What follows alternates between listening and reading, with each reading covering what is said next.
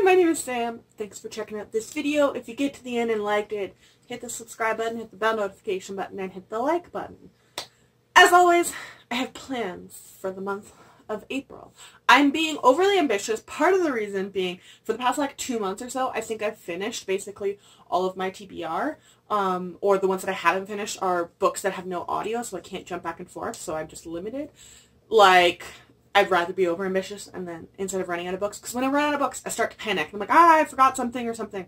So, overly ambitious month is this month. I also have like several days off of work because of Easter weekend, and in Canada we have a Friday and a Monday off, and I also stopped working my second job halfway through this month. Yes, huzzah! I have a day or so in Jasper to relax too. So like, I'm gonna be overly ambitious. We'll see how it goes. So first off, I want to keep working on the Sherlock Holmes anthology, and I plan on reading his last bow, which is, I think there's only like 3 more stories or so in here, so I will be done this actually I think before the end of the year, which is always great. I'm really enjoying it, and I don't think I've ever actually read even the summary for his last bow, so I'm very, very curious about that one. I also plan on reading a nonfiction this month, but I have legitimately spent hours looking through my Audible playlist because I have so many like nonfictions go on daily deal for like $2 all the time, and I buy a bunch of them, and I can't weed it down this month. I'm having a really hard time. There's so many like women in, there's like the Code Girls, and then there's like this one about Marie Curie. Oh my god. You know who I'm talking about, which I think that's the one I'm leaning towards, by Paula McCain.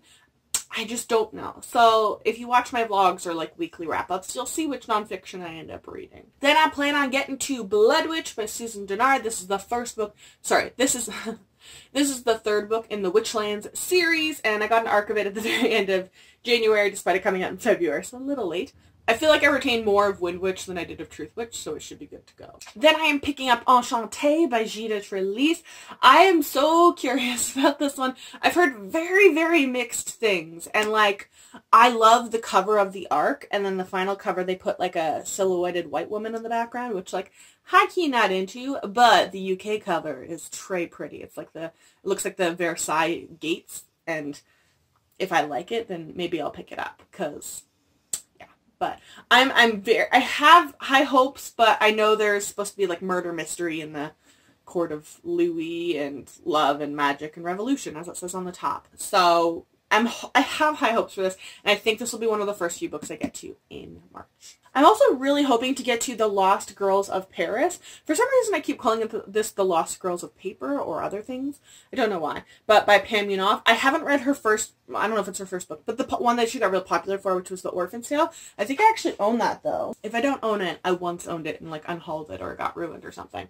But I'm super curious about this. It's outside of the YA realm, so I think it'll be a good, like, just cleansing for me between all the YA fantasy books. But historical fiction, woman in New York City finds a suitcase at a bus station or a train station, and it's filled with all these pictures of these women that no one has seen since the war, and I believe they were all spies. So I think she's trying to track down that, and I think this is supposed to be like an emotional healing thing for the woman who finds the photos. I think she just went through a divorce. So I'm very curious about this, and this got hyped quite a bit at all of the library conferences and like webinars and stuff I've gone to for reading recommendations. So this is another one that I've heard a lot of good and a lot of negative things about. An Affair of Poisons by Addie Thorley. I was gonna pre-order this because it is blurred by Lindsay Ellie, who wrote Gunslinger Girl, which I love that book. But it's for some reason classified as an adult book in Canada, even though it literally says extensive YA blogging outreach on the back of the ARC. So it's like $30. So I'm gonna read the ARC first to make sure that I like it. I've heard other people, and it's like a taste thing, not a the book was bad thing. So I know that the main character's mom, I believe it is, I think that's in the summary, no one looks kindly on the killer of the king. Her mom helps assassinate the king, and chaos ensues from there. I'm digging this cover, though.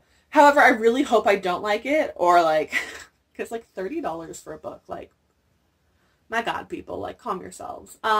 Yeah, so I hope, if Enchanté and this one both disappoint me because they're both set in the French court, I don't know what I'm gonna do with myself. Like, they have to, at least one of them be, like, mediocre good, okay? Like, that's my request.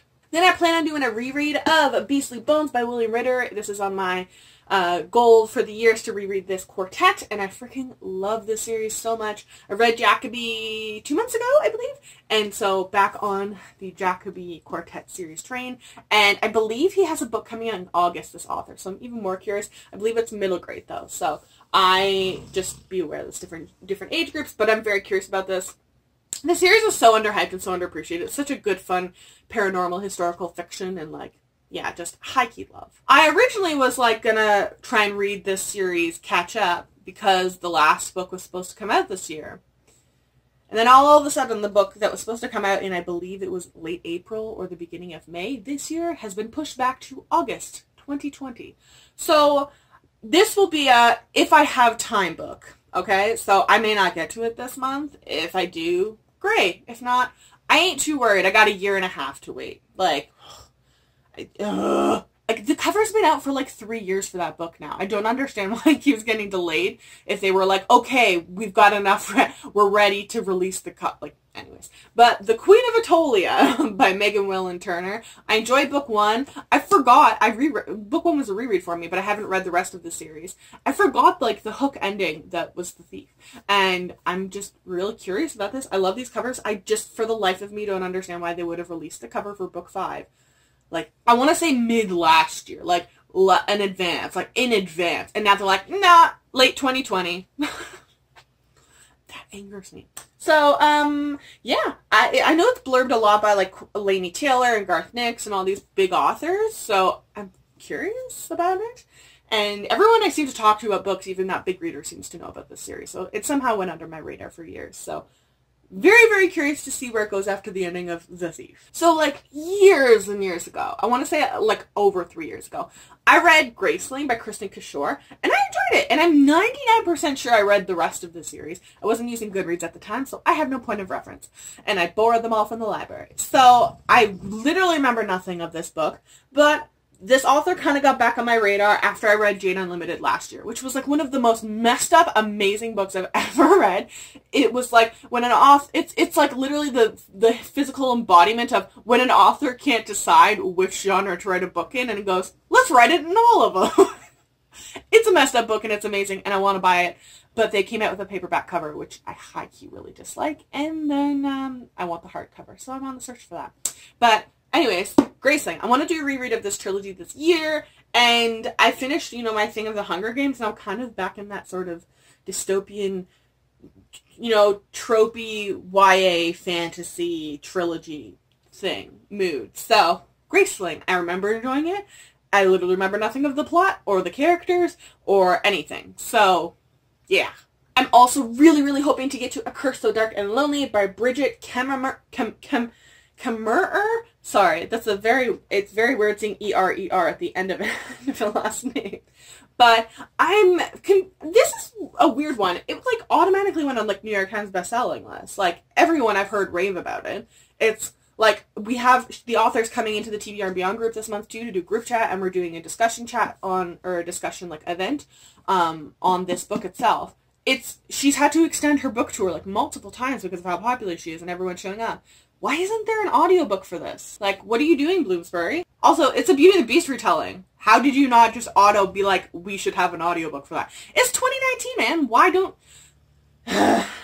So, I've said this before. I'm kind of done with, like, Beauty and the Beast and, like, Snow White and all those retellings. I think they're repetitive. I don't know that many of them are giving lots of new stuff to the story. They're kind of just taking it for, like, clout. I don't know. But I heard nothing but, like, absolute praise for the writing of this book and the actual story. So I'm hoping it doesn't disappoint. It's also blurred by, like, some of my favorite authors. Stephanie Garber and Jodi Meadows and Alexandra Crisco. She's not, like, an auto-buy author for me, but I read To Kill a Kingdom and I actually enjoyed that one. So I'm curious about this. I hope it isn't just in that, like, everyone's giving a high praise because it's a Beauty and the Beast retelling. But I'm kind of trash for this cover. I know it's supposed to be a series, and I'm like, seriously, why don't you have an audiobook done? I love listening to fantasies, especially fairy tale retellings, reading, and then, like, having, like, a Neil Gaiman voice in my head telling me, like reading along with me. It's so therapeutic, and just like I feel like I get what the way that it's supposed to come across, so I can't misinterpret anything in the book. So I'm picking up, I hope this month, Wake of Vultures by Lila Bowen. I have been eyeing this book and have tried to fit it on so many TBR since I bought it, like in November, December, and I have high hopes. I know that there's supposed to be some sort of Indigenous representation. I don't know if that's characters or story or geography or something. It's blurbed to high heck all over if you can't see this cover. Sherry Priest, Chuck Wedgig, Publishers Weekly, BN.com, Kirkus, IO9, Patrick Rothfuss, Library Journal, Wesley Chu, Kevin Hearn, RT Book Review, Matt Stover, Jim C. Hines, and Rachel Kane. So if this book sucks, I don't even know what to do with the world. But I like this cover, like, a lot. And my only beef with this is, like, they didn't actually put a blurb for the book anywhere. They put, like, 3 sentences. And it was like, Nettie Lonesome dreams of a greater life than toiling as a slave in the sandy desert. This is all she knows until she survives an attack by a stranger, isn't awakened to the sinister truth of the world around her. That's all in the book. You have to go on Goodreads to get the full summary, which I am done with that. First we started moving the summaries from the back to the inside of the thing, and then we're just apparently removing them all together. Oh my god, there's more blurbs on the inside. Oh wait, no, those are the... Oh my god, I was going to say, there are more blurbs, but it's just the blurbs from the outside put in paper format. But, like, yeah, super high-key interested in my library, or not my library, my bookstore has books 2 and 3 in stock, so hopefully I like it, and I can continue with the series. I really, really hope to get to The Similars by Rebecca Hanover this year. This book just sounds so messed up, and, like, it's going to be one of those books where, like, I know, I haven't even looked at the reviews. 100% you're going to detest it, or you're going to be a part of the cult following. I just know it. So, first off, this cover is amazing. It's like got the stairs that are gold foiled, and like if you look at the back, people are walking upside down too. Can you be original if you've been copied? And it's this like boarding school, and then like you go to the boarding school, it's like a carbon copy of yourself. It sounds messed up, like a robot. I'm so here for it. And these, I think I've talked to 2 or 3 people that have read it. They were like, it's amazing, dude. So, I still don't even know if this is supposed to be a series or a standalone, but I'm here for it. Like, the premise just sounds like Pretty Little Liars mixed with sci-fi genre, almost. Like, I don't know, I'm vibing for this cover alone, and like, yeah, I just really, really hope I like it. And Rebecca Hanover has been all over my Instagram. I don't know if that's just the algorithm, but like it keeps reminding me of like, girl, read the damn book. Probably a book that I will read at the beginning of the month too is The Triumphant by Leslie Livingston. This is the third and sadly final book in the Valiant trilogy. I really hope CW, or whoever, whatever company, but CW is supposed to be adapting this into a TV show, which is like female gladiators in Rome, and like there's a gladiatrix school and like training, and it's like, it's got lots of Xena-y vibes, if I remember Xena correctly. It's been a while since I watched Xena, but like Troy Troy combined with Xena, if that makes sense.